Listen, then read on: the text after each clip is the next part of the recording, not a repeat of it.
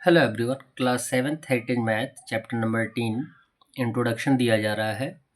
This chapter is related to mensuration. Mensuration means होता है क्षेत्रमिति या उसका नाम भूमिति या नाप विद्या भी है, जिसमें हम फर्स्ट टर्म पढ़ते हैं पेरीमीटर। पेरीमीटर मीन्स होता है परिमाप। पेरीमीटर का डेफिनेशन हम बता सकते हैं, length of the boundary of a closed plane figure. कोई भी क्लोज्ड और प्लेन फिगर होगा उसकी बाउंड्री का जो लेंथ होती है, लंबाई होती है, उसे ही हम पेरीमीटर के नाम से जानते हैं, परिमाप के नाम से जानते हैं। Next term is perimeter of a rectangle. यदि किसी भी रेक्टेंगल के पेरीमीटर को फाइंड आउट करना होता है तो उसके लेंथ और ब्रेथ की माप हमें आवश्यक होती है। तो लेंथ और ब्रेथ को हम ऐड करके उसमें 2 से मल्टीप्लाई कर देते हैं, तो इसका फॉर्मूला हो जाता है 2 in bracket l plus B. It means at first हम ऐड करेंगे, उसके बाद मल्टीप्लाई करेंगे। Next term is perimeter of a square. Square के पेरीमीटर को फाइंड आउट करने के लिए, चारों तरफ की माप को फाइंड आउट करने के लिए हम 4 इंटू साइड का यूज़ करते हैं, यानी जो भी साइड होगा स्क्वायर का उसमें 4 से मल्टीप्लाई कर देंगे। सेम कंडीशन रोम्बस का भी होता है। रोम्बस के सभी साइड्स क्या होते हैं, इक्वल होते हैं, इसलिए फार्मूला सेम होता है पेरीमीटर फाइंड आउट करने का, 4 इंटू साइड। नेक्स्ट टर्म दिया गया है perimeter of a parallelogram. Parallelogram rectangle भी हो सकता है और पैरेललोग्राम भी लेंथ और ब्रेथ के रूप में ही काउंट होता है, तो इसके लिए भी हम रेक्टेंगल के पेरीमीटर का फॉर्मूला यूज़ करते हैं 2l plus B. Next term दिया गया है perimeter of a triangle.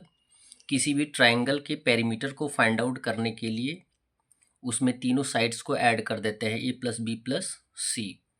Next term दिया गया है perimeter of an equilateral triangle. किसी भी इक्विलैटरल ट्राइंगल के पेरीमीटर को फाइंड आउट करना होता है तो उसमें उसके साइड में 3 से मल्टीप्लाई कर देते हैं। कहने का मीन्स ये है कि जो भी इक्विलैटरल ट्राइंगल होगा उसके सभी साइड्स इक्वल होंगे, इसलिए साइड कोई भी हो 2 सेंटीमीटर है तो 2 में 3 से मल्टीप्लाई कर दीजिए, पेरीमीटर आ जाएगा। जिसमें आपको टर्म एक आता है पाई। पाई का टर्म जो होता है अप्रॉक्स वैल्यू 22/7 होता है और डेसिमल फॉर्म में जो होता है 3.14 दिया जाता है। ये हमेशा याद रखना है क्योंकि ये हर टर्म में, सर्कल के टर्म में हमें पाई का वैल्यू लिखना होता है और सॉल्यूशन फाइंड आउट करना होता है। सर्कल के टर्म में एट फर्स्ट आता है सरकमफेरेंस। सरकमफेरेंस मीन्स होता है परिधि, और सरकमफेरेंस जो होता है सर्कल के पेरीमीटर के इक्वल होता है। नेक्स्ट दिया गया है एरिया। एरिया मीन्स होता है क्षेत्रफल, यानी कोई भी वस्तु कितनी जगह घेरती है उस स्थान को, घिरे हुए स्थान को उस वस्तु का क्षेत्रफल बोलते हैं। एरिया ऑफ रेक्टेंगल, यदि रेक्टेंगल के एरिया को फाइंड आउट करना होता है तो हम लेंथ और ब्रेथ से मल्टीप्लाई कर देते हैं।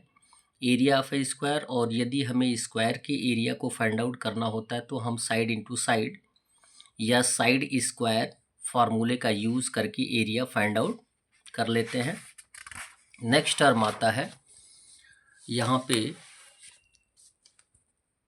Area of any triangle. किसी भी ट्राइंगल के एरिया को फाइंड आउट करना होता है तो 1/2 इंटू बेस इंटू हाइट का यूज़ करते हैं।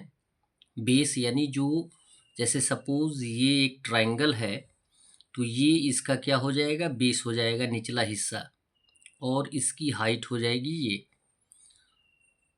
1/2 में बेस से, बेस के वैल्यू से और हाइट के वैल्यू से मल्टीप्लाई कर देते हैं तो वो आंसर आ जाता है एरिया ऑफ अ ट्राइंगल।